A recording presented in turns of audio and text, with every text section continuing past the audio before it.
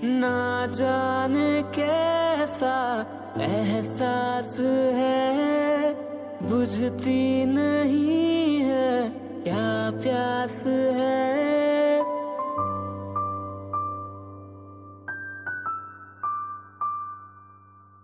ना जाने कैसा एहसास है। नमस्कार बंधुरा, हाईली सिम्पल निपा चैनेले आपनादेरके स्वागत। आज आबार आमरा बैगपत्र गुछिए बेरिये पड़छि। एबारेर गंतव्य नर्थ बेंगल। तबे खूबই অল্প সময়ে এই টিকিটটা কাটতে হয়েছে, কারণ প্রথম থেকে ঠিক ছিল না যাওয়া হবে কি হবে না। তো 1-1.5 মাস আগে এই টিকিটটা কাটতে হয়েছে। তো সেই জন্য ডাইরেক্ট যে সমস্ত ট্রেনগুলো আছে, অর্থাৎ দার্জিলিং মেল বা পদাতিক বা উত্তরবঙ্গ, এরকম হঠাৎই টিকিট পাওয়া যায়নি। তো আমরা আজকে যাচ্ছি একটু ব্রেক করে। প্রথমে কলকাতা স্টেশন থেকে রাধিকাপুর এক্সপ্রেস করে যাব বারসই জংশন অবধি। সেইখান থেকে বারসই থেকে আবার আর একটা ট্রেনে করে নর্থ ইস্ট এক্সপ্রেস, সেইটা করে যাব জলপাইগুড়ি। তো একটু পরে আমরা বেরিয়ে যাব, কলকাতা স্টেশনে পৌঁছাই, সেখানে গিয়ে আপনাদের সাথে আবার কথা হবে। কলকাতা স্টেশনে আমরা এসে গেছি। রাধিকাপুর এক্সপ্রেস দাঁড়িয়ে আছে, দেখতে পাচ্ছেন। আমাদের সিট হচ্ছে S7 স্লিপার ক্লাসিক টিকিট আমাদের। এই হচ্ছে আমাদের কামরা। এই কামরার একদম 1 এবং 2 নাম্বার সিট আমাদের। এই ট্রেনটা এখান থেকে ছাড়বে হচ্ছে 7:50। এখন 7:40 বাজে, 7:50-এ ছাড়বে। আর কাল সকাল 4:30 নাগাদ বারসই স্টেশনে পৌঁছাবে। বারসই থেকে আমাদের ট্রেন আছে সকাল 5:30, অর্থাৎ 1 ঘন্টা গ্যাপ দিয়ে। তো দেখা যাক ট্রেন কেমন চলে। কালকে বারসই নামি, যদি পারি আপনাদের বারসই স্টেশনটা একবার দেখিয়ে দেবো। ঠিক আছে, শুভরাত্রি প্রত্যেককে, ভালো থাকবেন।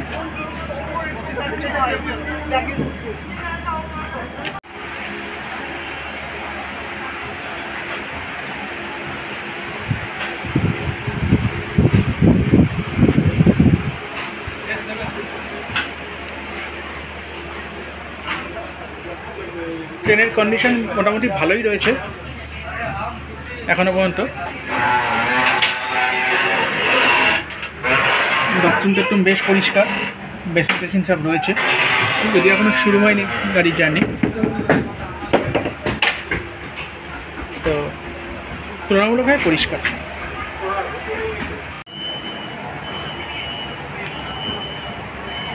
ডট 7:50-এ আমাদের ট্রেন কলকাতা স্টেশন থেকে ছেড়ে দিল। লেট করেনি এখনও পর্যন্ত, ভালোই ছেড়েছে। এবার দেখা যাক কেমন যায়। এই ট্রেন ছাড়ছে, দেখতে পাচ্ছেন সবাই। ট্রেনটা যাচ্ছে, দেখতে পাচ্ছেন। আমাদের ট্রেন কলকাতা স্টেশন থেকে ছেড়ে দিল, দেখালাম। আমাদের এই ট্রেন কালকে বারসই স্টেশনে পৌঁছাবে সকাল 4:30, যদি ঠিকঠাক টাইমে পৌঁছায়। আশা করছি ট্রেনটা ঠিকঠাক টাইমে পৌঁছাবে, কারণ আমাদের কানেক্টিং ট্রেন রয়েছে। তো যাই হোক, এখন এত টেনশন না করে এখন শুয়ে পড়বো। রাতও হচ্ছে, কিছুক্ষণ ওয়েট করে খাওয়া দাওয়া করে এবার শুয়ে পড়বো। তো প্রত্যেককে শুভরাত্রি। বারসই স্টেশনে আমি দাঁড়িয়ে আছি। আমাদের ট্রেন এসে নামিয়ে দিয়েছে 4:40-এ, এখন 5টা বাজে। এর পরের ট্রেন হচ্ছে আমাদের north east express. North east এক্সপ্রেসের টাইম হচ্ছে এখানে 5:28। দেখা যাক কখন আসে। 12506 ট্রেনটার নাম্বার। এই ট্রেনটা আসে হচ্ছে দিল্লির আনন্দ বিহার টার্মিনাল থেকে, আর এটা যাবে হচ্ছে কামাখ্যা, আসামে। তো আমরা এখান থেকে উঠবো আর যাবো হচ্ছে নিউ জলপাইগুড়ি। এখান থেকে শুধুমাত্র এই ট্রেন নয়, এছাড়াও কাঞ্চনকন্যা, কাঞ্চনজঙ্ঘা অনেক কিছু পাওয়া যায়। যেমন এক্ষুনি 8-10 মিনিটের মধ্যেই এখানে 5:10-এ কাঞ্চনকন্যা ঢুকবে। অর্থাৎ কেউ যদি কাঞ্চনকন্যাও এখানে বুক করেন, তাহলেও এখান থেকে শিলিগুড়ি খুব সহজেই যাওয়া যায়। অর্থাৎ নর্থ বেঙ্গল যাওয়ার জন্য এটা একটা বেস্ট সেফ রুট। যারা সহজে টিকিট পাবেন না, খুব ভালোভাবে এই লাইনে আপনারা যেতে পারবেন। এবং আমরাও এসেছি খুব ভালোভাবে, ট্রেনে কোনো রকম ভিড় ছিল না, বেশ আরামদায়ক জার্নি ছিল। তো আপনারা এই লাইনে আসুন, ডাইরেক্ট ট্রেন কোনো কারণে না পেলে কোনো রকম সমস্যা হবে না।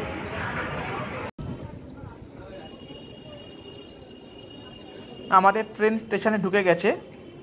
আমাদের কোচ হচ্ছে S3 আর 6869 বার্থ নাম্বার। আমরা দাঁড়িয়ে আছি, ট্রেন থামলে এবার ট্রেনে উঠে পড়ব।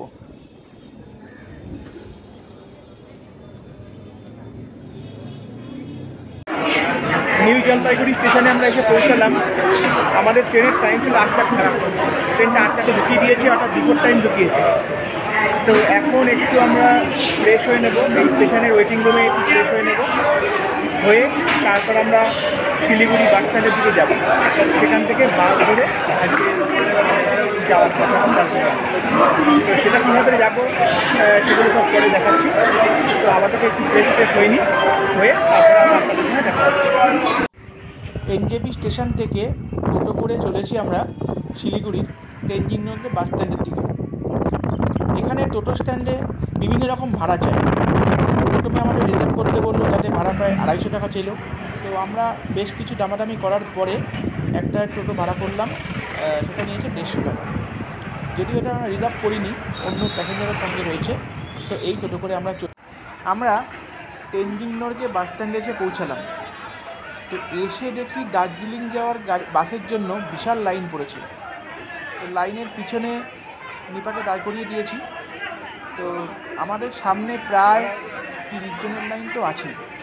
তো কখন টিকিট পাবো জানি না, বা কখন দার্জিলিং যেতে পারবো সেটাও জানি না। তো আপাতত অপেক্ষা করা ছাড়া কিছুই করার নেই। এখানে দার্জিলিং ছাড়াও আলিপুরদুয়ার, কুচবিহার, রায়গঞ্জ এবং কলকাতার বাস তো অবশ্যই পাওয়া যায়।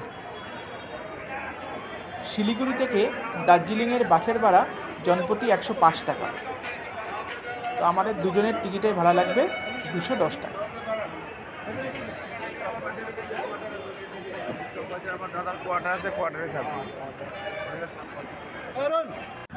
দীর্ঘ 3 ঘন্টা লাইন দিয়ে টিকিট পেলাম। তো আমরা বাসে উঠে পড়েছি, বাস ছেড়েও দিয়েছে শিলিগুড়ি থেকে। এখন বাজে হচ্ছে দুপুর 12টা। এবার দেখা যাক কতক্ষণ সময় লাগে দার্জিলিং পৌঁছাতে।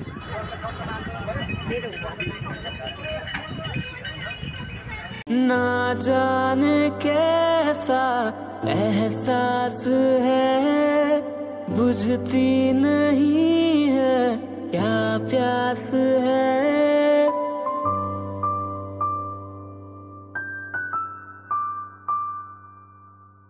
ना जाने कैसा एहसास है, बुझती नहीं है क्या प्यास है।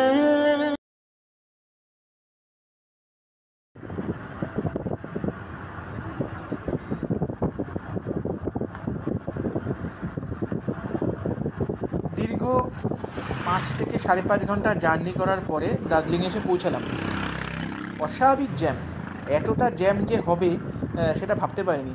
কলকাতাতেও মনে হয় এত জ্যাম হয় না, দার্জিলিংয়ে এসে যা পেলাম। তো যাই হোক, আমরা হোমস্টে বুক করেছি টুকভার, যেটা দার্জিলিং থেকে 7 কিলোমিটার দূরে। তো সেই হোমস্টে থেকে আমাদের একটা গাড়ি পাঠিয়েছে, সেই গাড়ি করেই এখন হোমস্টের দিকে যাচ্ছি। তো দুজনেই প্রচণ্ড বিধ্বস্ত, সেই জন্য দার্জিলিং যেখানে নেমেছি কোনো ভিডিও করার সুযোগ পাইনি। এই গাড়ির ভিতরে এখন ভিডিও করছি, তাই আপনাদের দেখাচ্ছি। তো হোমস্টে পৌঁছাই, হোমস্টে পৌঁছে আবার কথা হবে।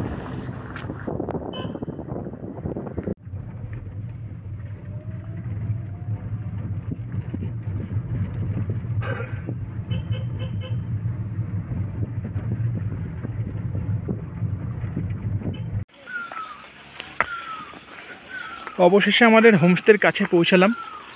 তো এখনও হোমস্টের মুখ দেখতে পাইনি, এই পাহাড় বেয়ে উঠতে হচ্ছে। এই জঙ্গলের ওপরে আমাদের হোমস্টে, অর্থাৎ যে রাস্তা পর্যন্ত গাড়ি এসছে সেই রাস্তা থেকে বেশ কিছুটা উপরে উঠতে হবে। দেখতে পাচ্ছেন রাস্তাটা উঠে গেছে, এই নিপা উঠে যাচ্ছে, আর আমাদের যে সঙ্গে করে নিয়ে এসছে সে আগে আগে পথ দেখিয়ে নিয়ে যাচ্ছে। তো উপরে উঠি, হোমস্টে তারপর দেখাচ্ছি। এই আমরা হোমস্টেতে ঢুকেছি। এই হচ্ছে আমাদের হোমস্টের ঘর। ঘরে ঢুকে গেছি, তো বাইরেটা পরে দেখাচ্ছি। দুটো একটা ডবল বেডেড খাট রয়েছে এখানে, দুজন তো আরামসে শুতে পারে। তার সাথে এখানে একটা সিঙ্গেল বেড রয়েছে, এটা তিনজন ভালোভাবে শুতে পারে। আর এখানে একটা সোফা মতো রয়েছে।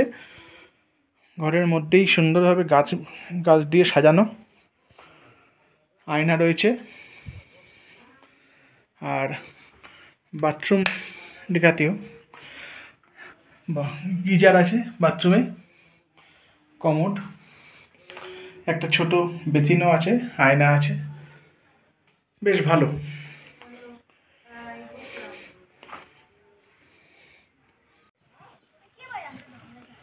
আর এই হচ্ছে আমাদের হোমস্টের বাইরেটা।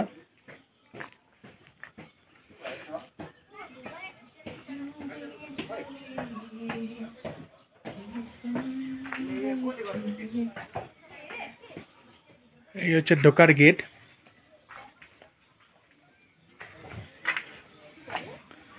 আর ঢুকে এই হলো আমাদের ঘর। এছাড়াও নিচে যাওয়ার রাস্তা আছে, দেখে আসে নিচে কি আছে।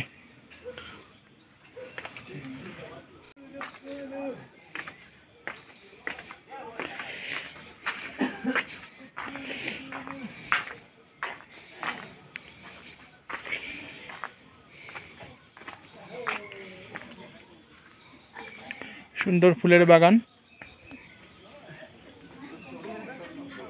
এই ওপরে ঘর,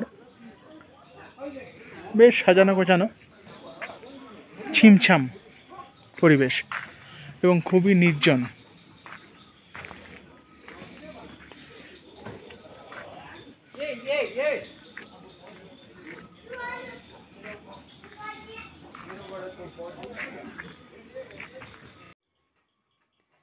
আজকে হোমস্টেতে সন্ধেবেলায় আমাদের স্ন্যাক্স দিয়েছে হচ্ছে ড্রাই ম্যাগি, সমস্ত সবজি দিয়ে করেছে, সসটা সব দিয়ে গেছে, আর দুটো মিষ্টি দিয়েছে।